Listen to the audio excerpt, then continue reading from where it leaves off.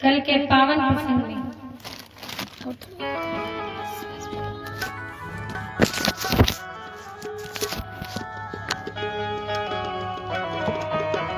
हम सभी भक्तों ने सुंदर पावन कथा को श्रवण किया, जिसमें महात्मा के एक श्लोक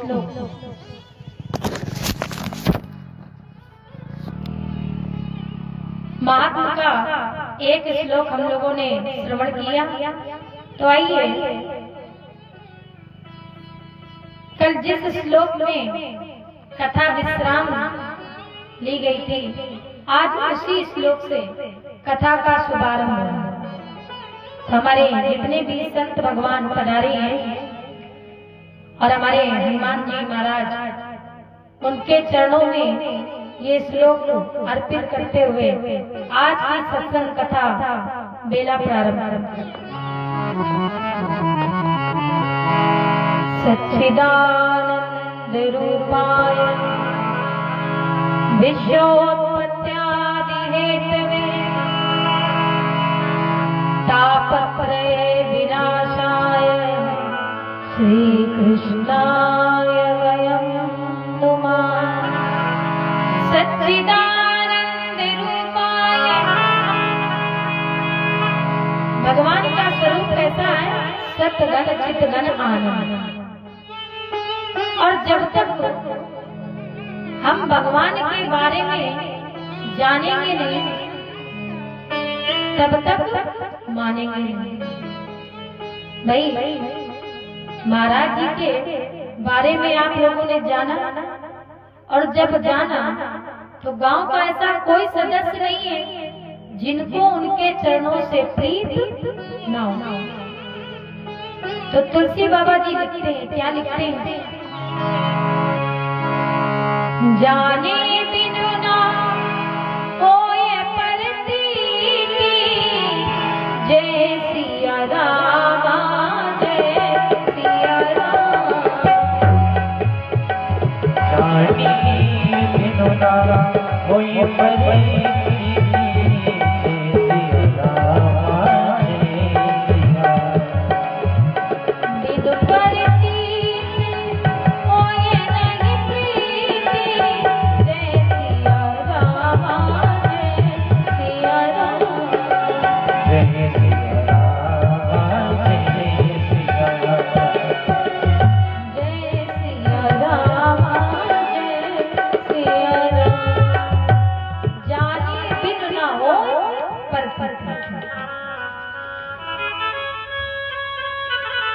सच्चिदानंद रूपाय विश्वोत्पत्त्यादि हेतवे तापत्रय विनाशाय श्री कृष्णाय वयं नमः। श्री कृष्णाय वयं नमः। श्री कृष्ण को कहते हैं, श्री कहते हैं राधा रानी, सर्वेश्वरी वृषभान दुलारी श्री राधा रानी के साथ भगवान के युगल चरणों में प्रणाम करते हैं। अकेले ठाकुर जी को प्रणाम नहीं किया गया। भागवत के अधिष्ठाता देवता कौन है? भगवान श्री कृष्ण, लेकिन उनको अकेले प्रणाम नहीं किया गया,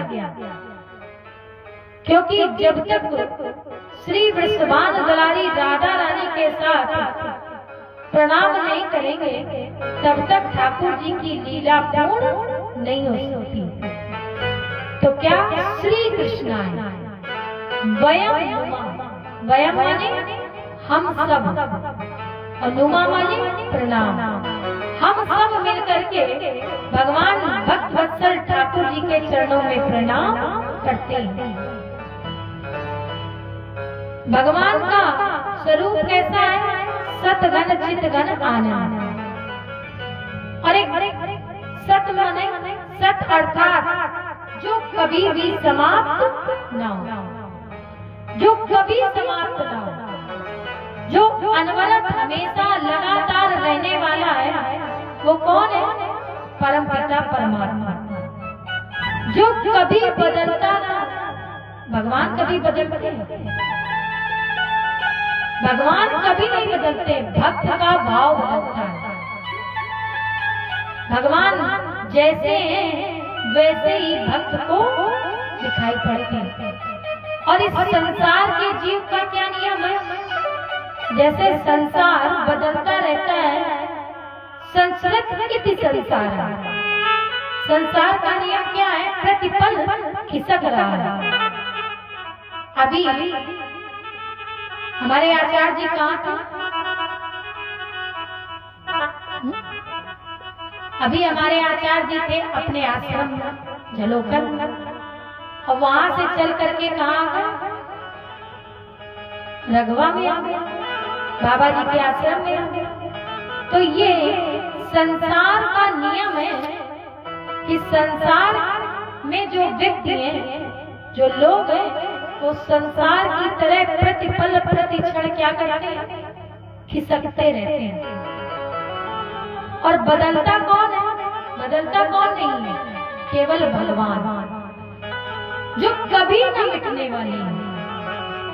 सृष्टि में, सृष्टि के बाद भी है, और जब सृष्टि समाप्त हो जाएगी तब भी रहते हैं। तो सत अर्थात जो कभी ना समाप्त हो, कभी ना मिटने वाला, वही क्या है? परब्रह्म परम पिता परमात्मा है। और सत्य तुलसी बाबा जी ने भी लिखा, क्या लिखा है? धर्म न दूसर सत्य समाना, आगम निगम पुराण बताना। दूसरा कोई धर्म नहीं है किसके समान? सत्य के समान। सत्य के समान कोई भी दूसरा धर्म नहीं है। महात्मा के प्रारंभ में कहा जा रहा है कि भगवान कैसे सत्य स्वरूप परमात्मा। अच्छा एक बात बताइए कि 500 का नोट अगर नकली हो और आप बैंक में ले जाएं तो क्या चलेगा? और मान लीजिए वही नोट आपने पेट्रोल पंप पे रात्रि के समय दे दिया तो चलेगा कि नहीं चलेगा? चलेगा। लेकिन क्या झूठ ये चलेगा कि ये नकली है कि असली है? असली सोच करके तो पेट्रोल पंप वाला लिख लेगा। तो धर्म सत्य क्या है? धर्म सत्य है। और सत्य कौन है? परमपिता परमात्मा। धर्म न दूसर सत्य समाना, दूसरा कोई धर्म नहीं है सत्य के समान। सारे वेद पुराण शास्त्र गीता का उपदेश उपनिषद राम चर्चा कृष्ण चर्चा क्या कहती है?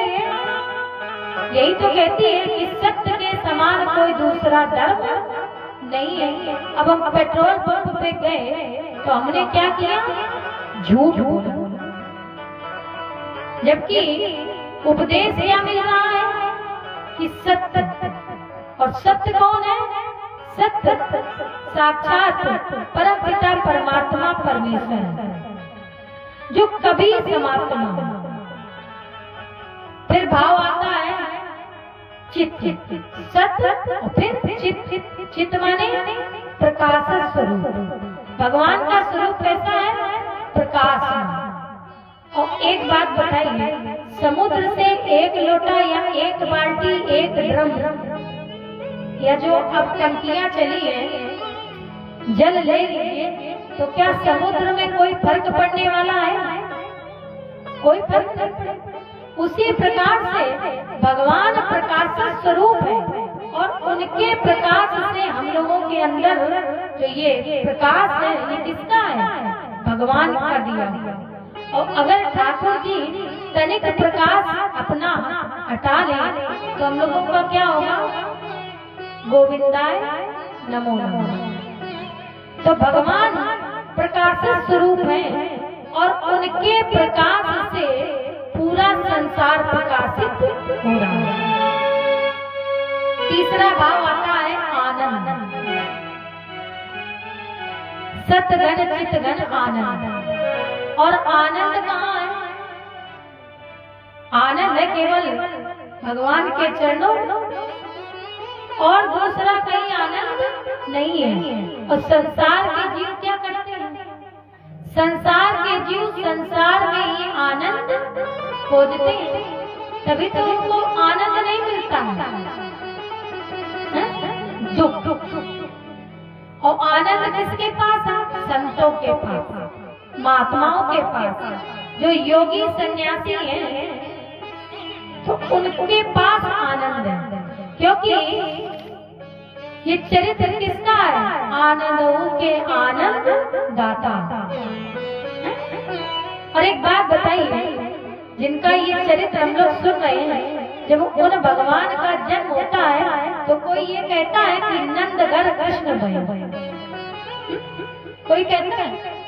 कोई नहीं कहता है। सब क्या कहते हैं? नंद घर आनंद। तुलसी बाबा ने भी लिखा है, क्या लिखा है? जो आनंद सिंधु सुख राशि, जय सिया राम जय जय सिया राम। जो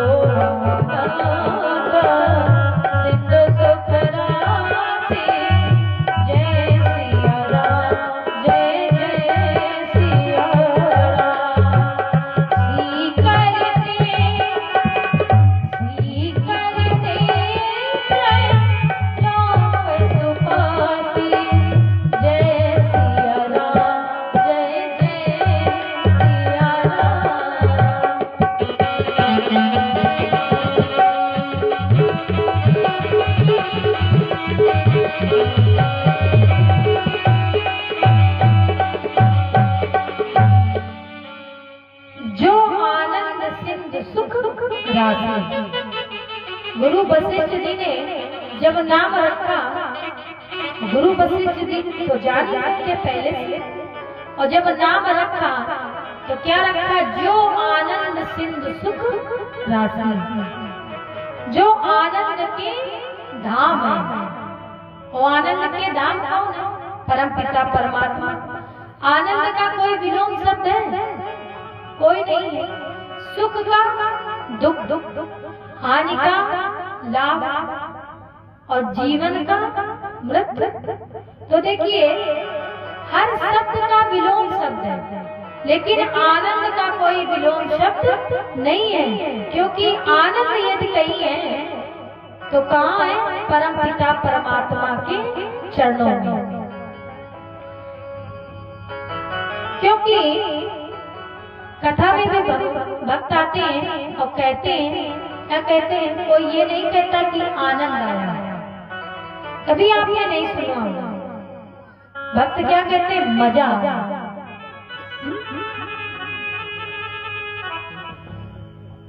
तो एक बात आपको बताएं, मजा को उल्टा करिए क्या बनेगा? मजा को उल्टा करिए तो सजा बनेगी। पलट लीजिए तो क्या बनेगा? जाम बनेगा कि नहीं? उल्टा करिए तो क्या बनेगा? जाम। मजा वही आती है जहाँ ये जाम मिलता है। और आनंद कहाँ मिलता है? आनंद संतों की सभा में, गुरु चर्चा में, सुंदर अच्छे अच्छे तीर्थों में, स्थानों में, भगवत कृपा में, भगवान के धाम में, भगवान की कथाओं में। तो ये किसका चरित्र है? आनंद के आनंददाता, जो हम सबके अंदर क्या देते हैं? आनंद देते हैं। जो आनंद सिंधु सुख राशि, और संतों के हृदय को क्या देते हैं? सुख देते हैं। देते हैं कि नहीं? राम राम जपते रहते हैं, उन्हें किसी से कोई मतलब नहीं है। सच्चिदानंद रूपाय विश्वोत्पत्त्यादि हेतवे, और क्या करते हैं? और विश्व की उत्पत्ति करते हैं, प्रलय करते हैं और पालन करते हैं। तो विश्व की उत्पत्ति करते हैं, प्रलय करते हैं और पालन करते हैं। इसके बाद श्री कृष्ण तापत्रय विनाशाय, और फिर क्या करते हैं? स्वयं करने वाले हैं, और इसके बाद क्या करते हैं? तापत्रय विनाशाय। तीनों प्रकार के जो ताप हैं, कौन कौन से? दैहिक, दैविक, भौतिक तापा, राम राज का नहीं व्यापा। तो ये जो तीन प्रकार के ताप हैं, इनको ठाकुर जी क्या करते हैं? तापत्रय विनाशाय, इनको नष्ट कर देते हैं। श्री कृष्णाय वयं नुमः।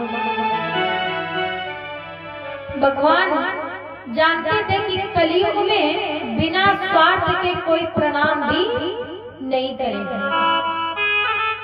और जब कलयुग के वासियों ने जान लिया कि भगवान क्या करते हैं? तापत्रय विनाशाय, जो हमारे तीन प्रकार के ताप हैं उनको नष्ट कर देते हैं। तब सबने क्या किया? श्री कृष्णाय वयं नुमः। तब ठाकुर जी के चरणों में सभी ने मिलकर के साष्टांग प्रणाम किया। भगवान के चरणों को प्रणाम करने के बाद एक भक्त कहता है कि कई प्रकार के भक्त आते हैं, कोई तन दुखी, कोई मन दुखी, कोई धन बिन रहत उदास, थोड़े थोड़े सब दुखी, सुखी राम पादा। देखिए, किसी भी स्थान पर चले जाए और संत तो लेकिन जो परिवार से जुड़े लोग भले कथा में झूठ बोलते हैं कि हम स्थान पर जाते हैं तो कुछ मांगते नहीं, लेकिन सत्य बात यही है कि कहीं भी जाते हैं तो कुछ न कुछ अपनी डिमांड रख देते हैं कि ठाकुर जी ये हमारी पूरी हो जाए। तो कवि ने लिखा है, कोई तन दुखी, कोई तन से परेशान है, बाबा जी की शरण में आया, बोले बाबा जी हम तन से रोगी हैं, तो हमारा रोग ठीक हो जाए, अब ये चढ़ाए। कोई मन दुखी, अब कोई मन से चिंतित है कि फलाने के पास पड़ोसी हमारा बहुत बढ़ रहा है तो हम वही है जहाँ पहले थे। इसी बात से दुखी, कोई तन दुखी, कोई मन दुखी, कोई धन बिन रात उदास। और एक बात बताए, कलयुग में धन के बिना तो सब उदास रहते हैं और थोड़े थोड़े सब दुखी। सुखी कौन है? जो है राम का दास। और दास का अर्थ क्या होता है? दास आस, जिसने अपनी समस्त इच्छाओं का दमन कर दिया। दास कहलाना कोई सरल बात नहीं है। बोले हम फलाने के दास हैं, तो दास का अर्थ जो है जिसने अपनी समस्त इच्छाओं का दमन कर दिया, सारी इच्छाएं भूल गया हो। मान लीजिए गुरु जी की शरण में गए और गुरु जी ने कहा चेले से, कहते नहीं कि हम दास हैं, महाराज जी के दास। और गुरु जी ने कहा जा बेटा एक गिलास जल ले, तो एक बार ले आया, फिर कहा 2 बार ले आया, अब बोले ऐसा करो बाल्टी में भर के ले आओ। तो 3-4 बार तो सुनेगा और फिर अपने चेला चपाटी जो होते हैं बगल में या अपने मित्रों से कहेगा उतनी देर से गुरु जी दौड़ा ही नहीं। तो दास बनना कोई सरल काम नहीं है, बहुत कठिन है। दास जितनी हमारी इच्छाएं हैं, कामनाएं हैं, उन सबका हमें दमन कर देना चाहिए। सुखदेव जी महाराज की पावन वंदना की है। यम प्रवजंत मनुपेत मपेत कृत्यम द्वैपायनो विरह कातरयाजुहा पुत्रेत तन्मयतया तरवो विनेतु सर्व सर्वभूत हृदय मुनिमान तोस्मि। भगवान श्री सुखदेव जी की वंदना की गई और जन्म लेते ही परम वीतरागी श्री सुखदेव जी महाराज कहाँ चल पड़े? वन की ओर दौड़ गए। और जब वन की ओर दौड़ने लगे तो पिता व्यास जी ने पुकारा कि बेटा रुक जाओ, बेटा रुक जाओ। लेकिन श्री सुखदेव स्वामी जी दौड़ते चले जा रहे हैं, जिन्हें पिता का प्रेम भी न रोक सका। ऐसे श्री सुखदेव जी महाराज आज वन की ओर जा रहे हैं। तब व्यास जी का एक शिष्य था जेमल, उसने व्यास जी से कहा कि ये ऐसे नहीं रुकेंगे। बोले कैसे रुकेंगे? बोले जो आपने श्लोक लिखे हैं उन श्लोकों को आप अपने पुत्र को सुनाइए। तब व्यास जी महाराज ने सुंदर 2 श्लोक सुनाए। आहो बकीयं तनकाल कूटं जिघांसया पायद्यव लेबे गतिं धात्रिव अक्षतो ततोन्या कम्बा दयालु शरणं व्रजेयम्। एक तो ये श्लोक सुनाया और दूसरा वल्लापीडं नटवरवपुः कर्णयो कर्णकारं बिभ्रद पासा कनक कपितम वैजयंती चमाला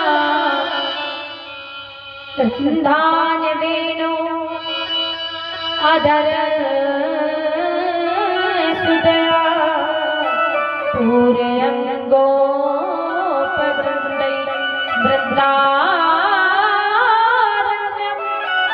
सपत रमणम प्राविशत गीत। जब व्यास जी ने ये सुंदर 2 श्लोक सुनाए तो श्री सुखदेव जी वहीं रुक गए और वहीं रुक करके पीछे मुड़ करके देखने लगे। तो जेमन कहता है कि बोले श्री सुखदेव जी महाराज, ये श्लोक जिनकी तलाश में मैं वन की ओर जा रहा था, जंगलों की ओर जा रहा था, तो ये बताओ ये पूरे श्लोक मुझे कहाँ सुनने को मिले? तब जेमन कहता है कि ये श्लोक तुम्हारे पिताजी के पास तुम्हें सुनने को मिलेंगे। आज श्री सुखदेव जी महाराज की सबने क्या की? पावन वंदना की। जैसे हम लोग इस स्थान पर बैठे हैं, उसी प्रकार से नैमिषारण्य के पावन पवित्र तीर्थ क्षेत्र पर सभी संत एकत्र हुए। 88,000 संत एकत्र हुए, जिन संतों की बड़ी बड़ी लंबी लंबी जटाएं और सुंदर पहुंचे हुए चतुर्युग जो देख चुके थे, ऐसे पहुंचे हुए संत एकत्र हुए। सब आए, सबने क्या किया? सूत जी महाराज का स्वागत किया। और स्वागत कैसे किया? खड़े होकर के किया, बैठ करके नहीं किया।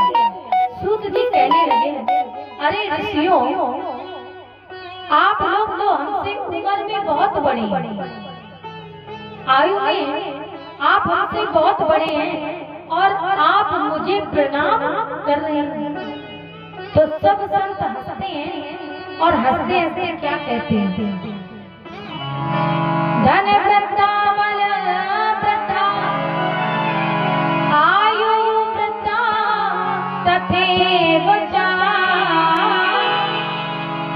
हे सर्वे अविज्ञान वृद्धासु किंकरा शिष्य किंकरा। धन वृद्धा बल वृद्धा। सूत जी महाराज कहते हैं, आज सूत जी महाराज से क्या कहते हैं शौनकादिक ऋषि कि कोई आयु में बड़ा हो सकता है, कोई धन में बड़ा हो सकता है, कोई बल में बड़ा हो सकता है, किंतु जो ज्ञान में बड़ा है वही वास्तविकता में बड़ा है। इसलिए हम सब लोगों ने मिलकर के तुमको प्रणाम किया। सुंदर श्री सूत जी को प्रणाम करते हुए कहते हैं, नैमिष सूत मासीनम अभिमाद महामति कथामृत रसासाद कुशला सौन को ब्रह्मवीत। नैमिष सूत मासीनम। सौनक जी प्रणाम करते हैं। श्री सूत जी ने कहा, क्या क्या? अज्ञान ध्वांत विध्वंस कोटि सूर्य सममप संप्रभा सूताख्यायी कथा सारं मम कर्ण रसायनम। आज सभी संत शौनकादिक ऋषि कहते हैं कि आपका जो तेज है वो अनेकों सूर्य की रश्मियों के समान है। जैसे सूर्य प्रकाशित होता है और अपने प्रकाश